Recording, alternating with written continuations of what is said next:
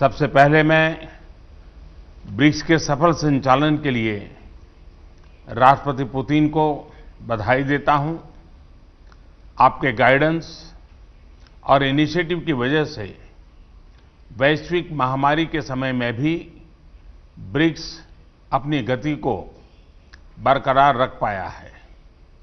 अपनी बात आगे रखने से पहले मैं प्रेसिडेंट रामाफोसा को जन्मदिवस की शुभकामनाएं देता हूं।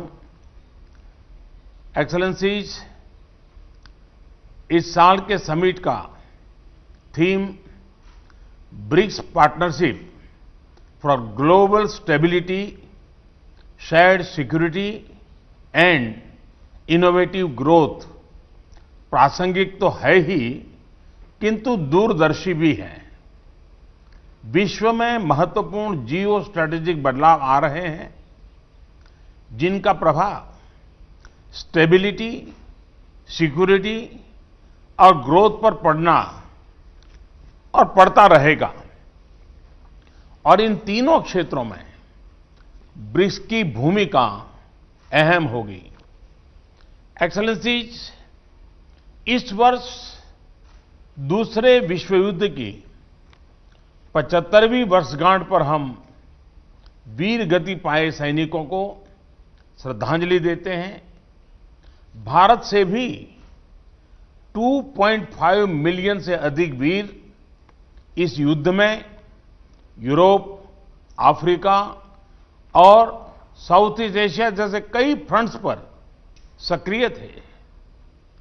इस वर्ष यूनाइटेड नेशंस की स्थापना की 75वीं वर्षगांठ भी है।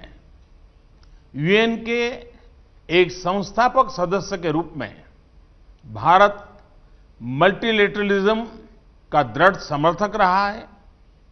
भारतीय संस्कृति में भी पूरे विश्व को एक परिवार की तरह माना गया है। अतः हमारे लिए यूएन जैसी संस्था का समर्थन स्वाभाविक था। यूएन के मूल्यों के प्रति हमारा कमिटमेंट अडिग रहा है।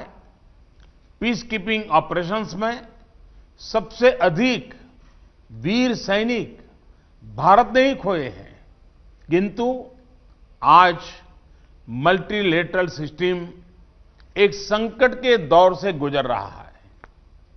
ग्लोबल गवर्नेंस के संस्थानों की क्रेडिबिलिटी और इफेक्टिवनेस दोनों पर ही सवाल उठ रहे हैं। इसका प्रमुख कारण यह है कि इनमें समय के साथ उचित बदलाव नहीं आया। ये अभी भी 75 साल पुराने विश्व की मानसिकता और वास्तविकता पर आधारित है। भारत का मानना है कि यूएन सिक्योरिटी काउंसिल में रिफॉर्म्स बहुत ही अनिवार्य है। इस विषय पर हमें अपने ब्रिक्स पार्टनर्स के समर्थन की अपेक्षा है। यूएन के अतिरिक्त कई अन्य अंतर्राष्ट्रीय संस्थाएं भी वर्तमान वास्तविकताओं के अनुसार काम नहीं कर रहे हैं। डब्ल्यूटीओ, आईएमएफ, डब्ल्यूएचओ जैसे इंस्टीट्यूशंस में भी सुधार होना चाहिए। एक्सेलेंसीज, आतंकवाद आज विश्व के सामने सबसे बड़ी समस्या है। हमें यह सुनिश्चित करना होगा कि आतंकवादियों को समर्थन और सहायता देने वाले देशों को भी दोषी ठहराया जाए और इस समस्या का संगठित तरीके से मुकाबला किया जाए।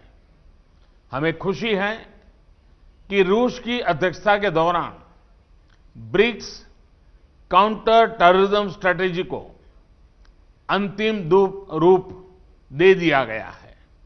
यह एक महत्वपूर्ण उपलब्धि है और भारत इस कार्य को अपनी अध्यक्षता के दौरान और आगे बढ़ाएगा।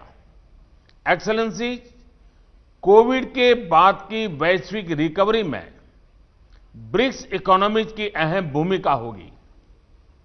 हमारे बीच विश्व की 42%, 42% से अधिक आबादी बसती है और हमारे देश ग्लोबल इकोनॉमी के मुख्य इंजन में से है।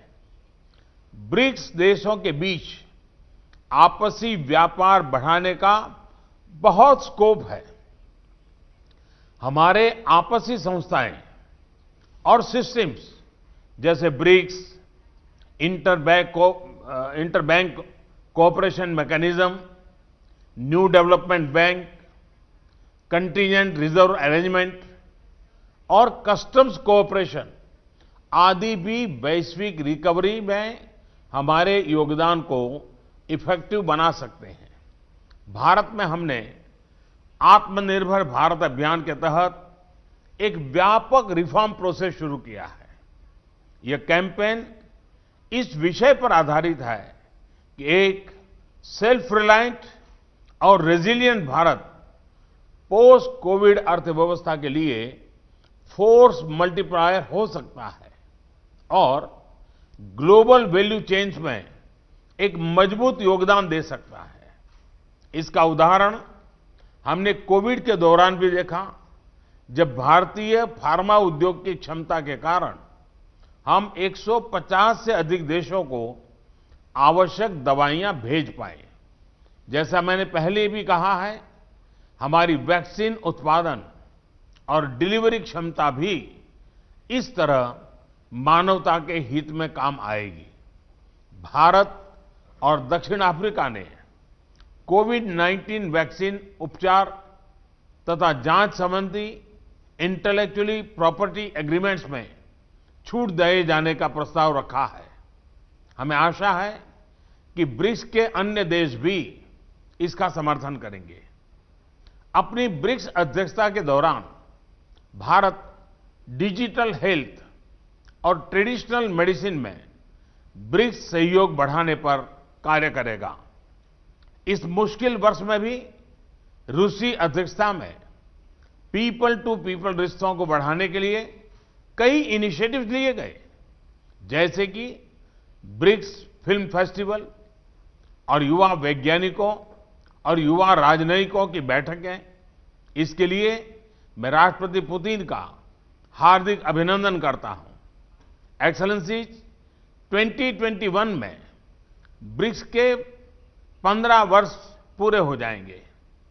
पिछले सालों में हमारे बीच लिए गए विभिन्न निर्णयों का मूल्यांकन करने के लिए हमारे शेरपा एक रिपोर्ट बना सकते हैं। 2021 में अपनी अध्यक्षता के दौरान हम ब्रिक्स के तीनों स्तंभों में इंट्रा ब्रिक्स सहयोग को मजबूत करने का प्रयत्न करेंगे। हम इंट्रा ब्रिक्स एकजुटता को बढ़ाने और इस उद्देश्य के लिए ठोस संस्थागत फ्रेमवर्क डेवलप करने का प्रयास करेंगे।